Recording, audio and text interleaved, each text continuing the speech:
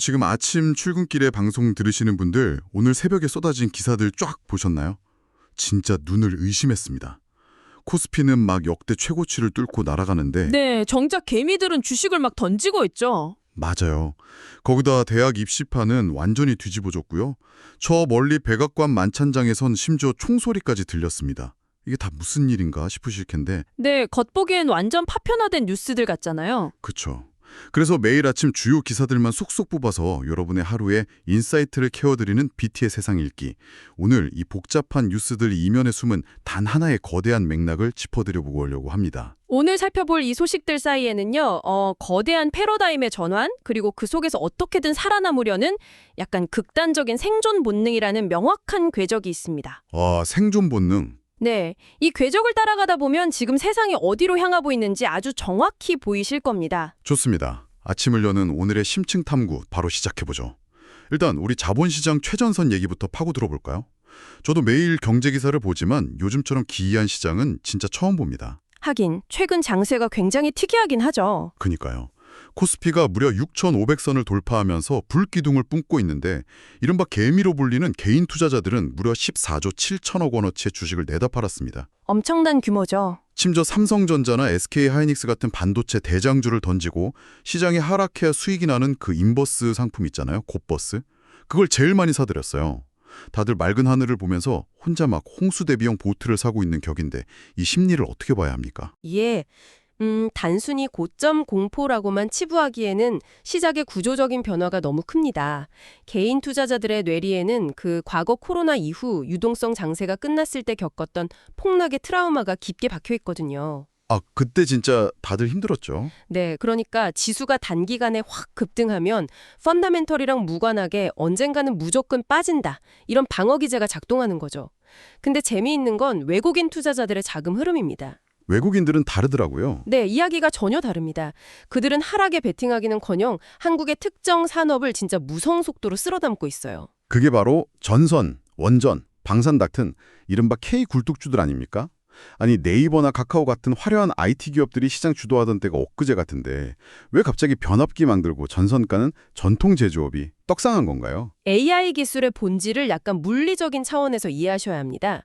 우리가 챗 GPT 같은 AI를 쓸 때 그 뒷단에서는 수만 개의 GPU가 돌아가는 거대한 데이터 센터가 작동하잖아요. 네네, 서버들이 엄청 돌아가죠. 이 데이터 센터가 말 그대로 전기를 집어삼키는 하마입니다.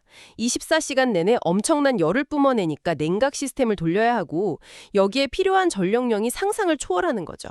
그럼 결국 가상의 AI를 똑똑하게 만들려면 현실 세계에 어마어마한 양의 발전소랑 송전망이 깔려야 한다는 뜻이네요. 정확합니다.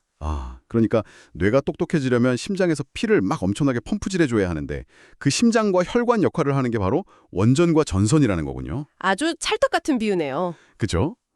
그래서 LS그룹이 시총 10위권으로 뛰어오르고 두산 에너빌리티의 외국인 자금이 쏠리는 게 단순히 과거 영광의 부활이 아니라 네, AI라는 새로운 뇌에 피를 공급하는 독점적인 인프라 기업이 되었기 때문입니다. 거기에 아주 흥미로운 융합 현상까지 일어나고 있어요.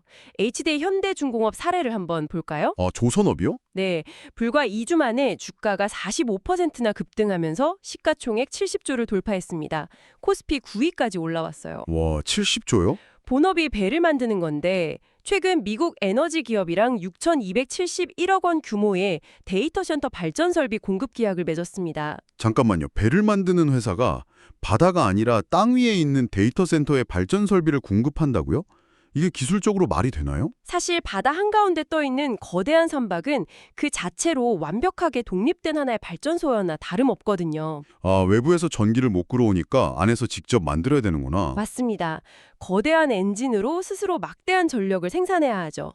이 선박용 발전 엔진 기술이 지금 전력망이 부족해서 허덕이는 육상의 데이터 센터 전력난을 해결하는 아주 완벽한 모듈형 대안으로 떠오른 겁니다. 와, 진짜 생각도 못했네요. 게다가 이 기업이 스웨덴에서 5,100억 원 규모의 쇠빙선까지 수주했어요. 외국인 투자자들은 한국의 제조업이 AI 시대의 병목 현상을 해결해줄 대체 불가한 글로벌 인프라 허브라는 실체를 보고 투자하는 거고요. 근데 개인 투자자들은 단순히 차트 숫자만 보고 너무 올랐다 하면서 공포에 질려 있는 엇박자가 나고 있는 거네요. 네, 그게 핵심입니다. 눈에 보이지 않는 패러다임 전환을 읽어내는 거랑 눈앞에 등락에 매몰되는 것의 차이가 진짜 극명하군요. 청취자 여러분도 이 지점 꼭 메모해 주시면 좋겠습니다. 네, 정말 중요한 포인트죠. 그런데 이런 당장 눈앞에 확실한 가치만 좇는 극단적인 실용주의가 비단 주식시장에만 있는 게 아니더라고요. 이 흐름이 우리 사회의 가장 민감한 척도인 대학 입시까지 완전히 바꿔놓습니다. 입시 결과 말씀하시는군요. 네, 청취자 여러분, 2026학년도 연세대 고려대 반도체 계약학과 합격선 보셨습니까? 수시 합격선 평균이 무려 1.47등급입니다. 진짜 엄청난 수치죠. 일부 전형은 1등급 초반대예요. 이건 과거라면 무조건 의대를 가거나 아니면 서울대 순수 자연계를 갔을 최상위권 점수거든요. 과거의 최상위권 학생들이 의사라는 직업적 안정성 아니면 기초학문의 권위를 선택했다면 지금 10대들은 철저하게 계산된 생존 확률을 선택하고 있는 겁니다. 생존 확률이요? 반도체 계약학과의 핵심이 뭡니까?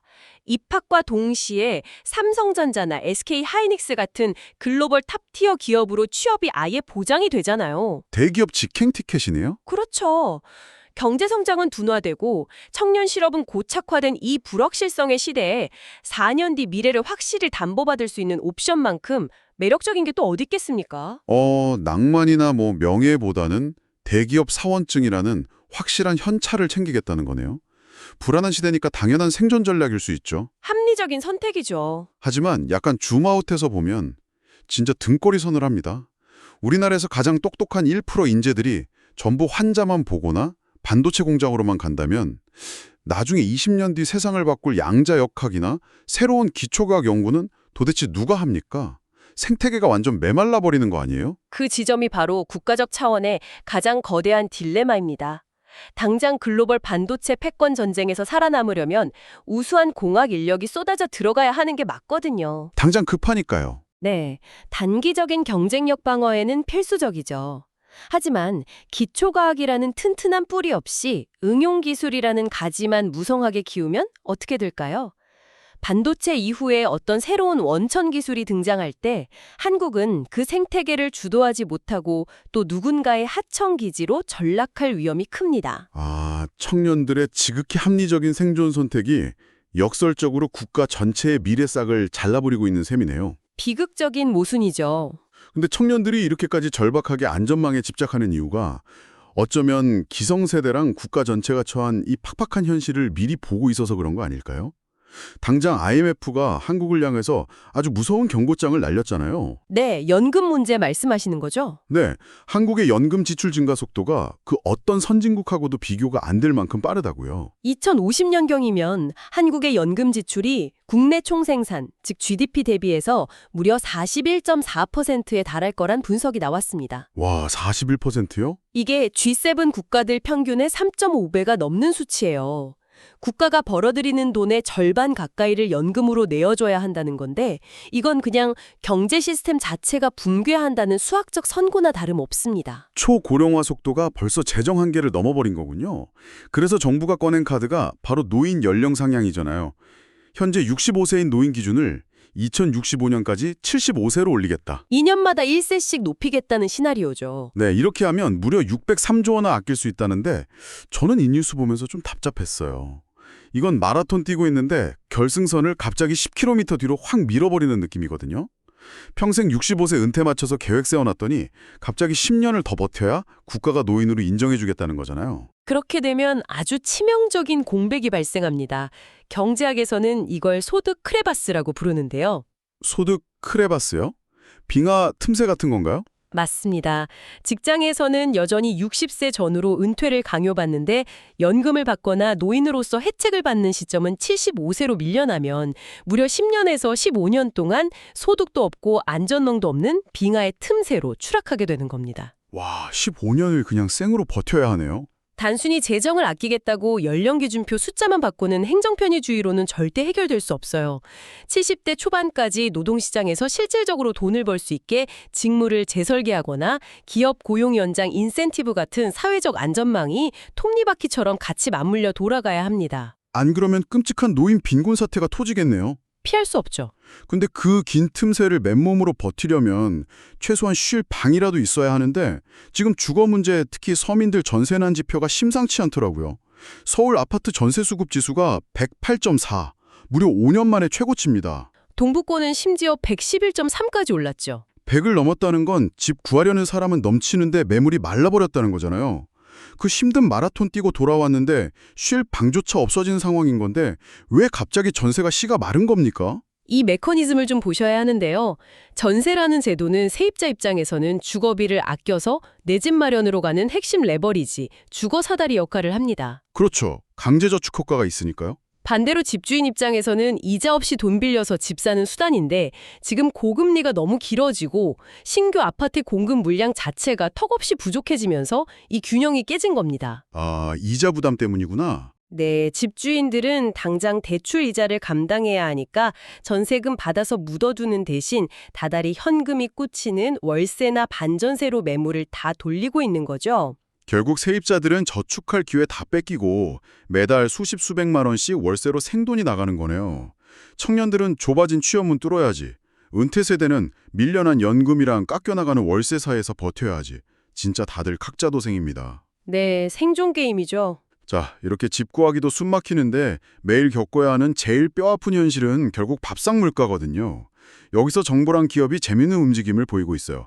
우선 공정위가 무려 3조 2천억 규모의 설탕 담합을 적발했습니다. 이 사건이 되게 중요한 게 설탕은 우리가 먹는 거의 모든 가공식품의 가장 기초적인 원자재잖아요. 빵, 과자, 음료수 다 들어가죠. 네, 슈가플레이션의 핵심 진원지입니다. 이 대형 제당사들이 무려 4년 동안 출고가 인상을 교묘하게 맞춰왔다는 건 국민들 식비가 매일 조금씩 부당하게 새어나가고 있었다는 뜻이죠. 과징금만 3,960억 원 나왔습니다. 근데 저는 그 과징금보다 더 통쾌했던 게 이거 적발해낸 공무원들한테 특별 포상금 1,500만 원이 지급됐다는 점이에요. 그게 굉장히 영리한 시스템입니다. 요즘 기업들 담합수법이 진짜 교묘해져서 무슨 명시적인 계약서도 없이 가격 미세 조정만으로 신호를 주고받거든요. 눈빛만 봐도 아는 수준이네요. 그렇죠. 이거 잡으려면 조사관들이 엄청난 데이터를 분석하고 현장을 파헤쳐야 합니다. 정부가 공무원들에게 현상금 같은 확실한 금전적 보상을 줌으로써 시장의 불공정을 감시하는 데 강력한 인센티브를 부여한 겁니다. 내 지갑 터는 담합 잡는데 상금 주는 거 아주 대찬성입니다.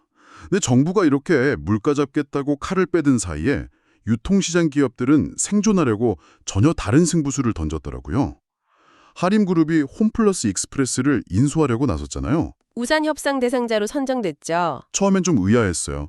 아니, 닭고기 파는 회사가 왜 갑자기 동네 슈퍼마켓을 사들이지? 여기서 마이크로 풀필먼트라는 개념이 등장합니다. 도시명 물류 거점이요? 네. 기존 이커머스는 저기 도심 외곽의 거대한 물류센터에서 트럭이 출발하잖아요. 아무리 빨라도 반나절은 걸립니다. 근데 하림의 노림수는 전국 핵심 주거지 한복판에 있는 300개의 홈플러스 매장 자체를 미니 물류템포로 쓰겠다는 거예요. 아, 매장 뒷공간에 물건 쌓아두고 주문 들어오면 바로 그 동네에서 오토바이로 쏴버리는 거구나. 맞습니다. 하림이 최근에 당일 도축고기나 당일 낳은 달걀 같은 프리미엄 라인 엄청 밀고 있잖아요. 결국 이 극강의 신선도를 유지해서 1시간 안에 식탁에 올리려고 동네 슈퍼를 통째로 샀다. 제조부터 라스트 마일 배송까지 싹 다 통제하겠다는 아주 강력한 수직 계열화 승부수죠. 전력은 진짜 혁신적이네요. 근데 전문가님, 청취자 여러분도 한번 생각해 보세요. 우리가 방금 짚어본 현실이 어떻습니까? 노인 연령 밀려나서 불안해, 전세 없어서 월세 내느라 빠듯해, 마트 가기도 두려운 시대인데 사람들이 동네 슈퍼에서 빨리 배달해준다고 그 비싼 프리미엄 달걀을 턱턱 사 먹을까요? 날카로운 지적이십니다. 그게 바로 이 인수의 성패를 가를 핵심 관건입니다. 기업은 생존을 위해 초신선 프리미엄이라는 카드를 꺼냈지만 정작 대중의 지갑은 극강의 가성비를 향해서 닫히고 있거든요. 엇박자가 나네요, 여기서도. 네, 이 고가의 프리미엄 전략이 침체된 시장에서 소비자들의 지갑을 열게 할지 아니면 막대한 오프라인 유지 비용만 떠안는 승자의 저주가 될지 이게 유통업계 판도를 흔들 겁니다. 각자 살아남기 위해서 가장 뾰족한 무기를 갈고 닦고 있는데 현실의 벽 앞에서 자꾸 부딪히는 느낌입니다. 자, 지금까지 국내의 경제, 주거, 물가 문제를 쭉 짚어봤는데요. 사실 이 모든 일상의 바탕이 되는 글로벌 무대마저 지금 전례 없는 불안에 휩싸였습니다. 미국 워싱턴에서 아주 충격적인 소식이 들어왔죠. 네, 백악관 출입 기자단 만찬장에서 총격 사건이 발생했습니다. 워싱턴 힐튼 호텔에서 행사 중이었는데 저녁 8시 반쯤 폭음이 울렸고 트럼프 대통령 내외랑 벤스 부통령이 긴급 대피했다고요? 정치적 편향을 다 떠나서 국가 권력의 심장부에서 이런 물리적 위협이 발생했다는 것 자체가 엄청난 충격이죠. 백악관 기자단 만찬은 진작 100년 역사를 가진 화합의 장이잖아요. 평소엔 서로 싸워도 그날만큼은 농담 주고받으며 훈훈하게 마무리하는 일종의 민주주의 축제인데 거기서 충성이 울렸다.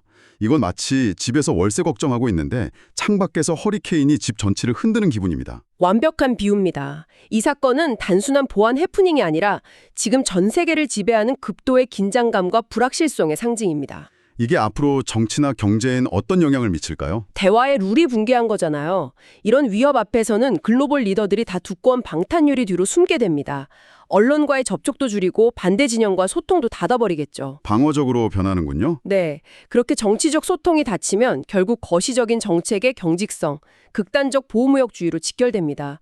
우리 같은 수출국가한테는 가장 치명적인 글로벌 시나리오가 열리는 거죠. 100년 된 대화의 장소가 아수라장이 된 게 결국 전 세계가 각자의 벙커로 숨어버리는 신호탄일 수 있다. 무섭네요. 자, 여러분 오늘 저희가 짚어본 이슈들 이제 하나의 큰 그림으로 모아지실 겁니다. AI라는 가상 두뇌를 위해 전통 굴뚝 산업이 부활하고 개미들은 공포의 하락을 베팅합니다. 학생들은 의대 대신 취업보장 반도체 학교로 달려가고 국가는 노인 연령을 75세로 늦추고 전세가 말라버린 시장에서 서민들은 좁아진 생존의 문을 통과하고 있죠. 맞습니다. 기업은 살아남으려고 슈퍼마켓을 물류센터로 개조하고 글로벌 권력자들은 총성 앞에서 대화의 문을 닫고 있습니다. 이 모든 현상의 공통점은 모두가 극단적이고 실용적인 방어 태세로 생존을 모색하고 있다는 점입니다. 네, 효율과 생존, 물론 가장 중요합니다. 살아남아야 다음도 있으니까요.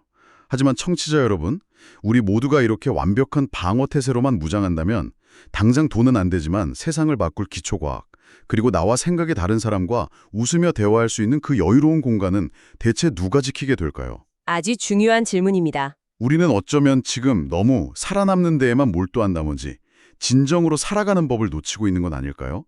오늘 하루를 보내시면서 이 질문이 여러분의 생각에 작은 파장을 일으키길 바랍니다. 복잡한 세상의 흐름을 단숨에 읽어드린 BT의 아침을 여는 인사이트, 오늘 심층 탐구는 여기서 마칩니다. 다음 시간에도 날카로운 시각으로 찾아뵙겠습니다. 함께해 주신 여러분 고맙습니다. 좋은 하루 보내세요.